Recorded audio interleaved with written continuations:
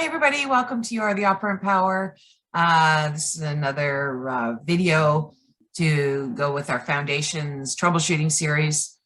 And this is identifying, for lack of a better term, resistance.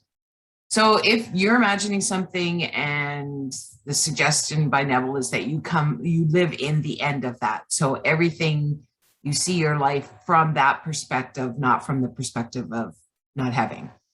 So when you say, for example, you want to manifest a house, and so you imagine it, you accept it as true, and then if you notice the thoughts that you have, is there thoughts like, well, I can't afford a house, I don't have any money.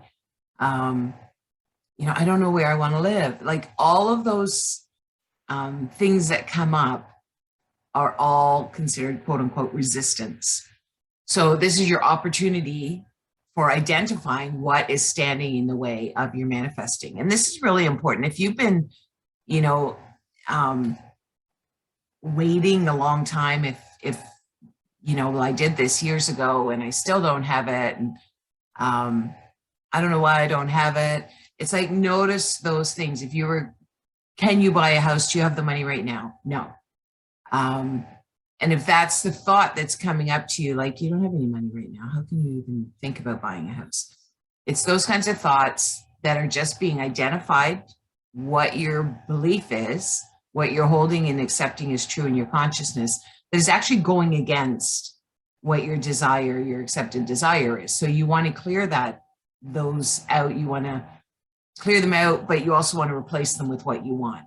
So forgiveness is a great tool. I forgive, myself for holding that and accepting that as true in my consciousness, because I know that I have all the money, more money than I could ever use. I have everything that I need at any time that I need it, because that's just who I am. Just fill in, again, refocusing yourself on what you want and accept it as true.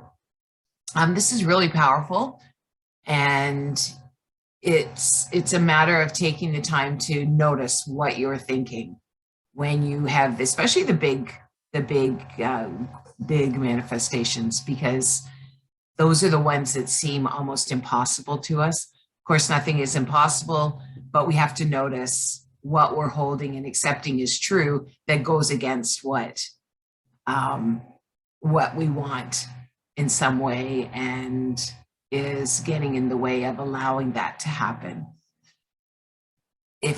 So that's that for that. If you have any questions, I know this one can be a little bit tricky to fully comprehend and understand, but just keep noticing what those questions are. What is it that you're telling yourself when you're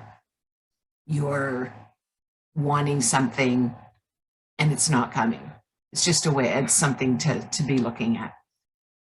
So thank you very much for joining me. If you have any questions, comments, please leave them below, and we'll talk to you soon.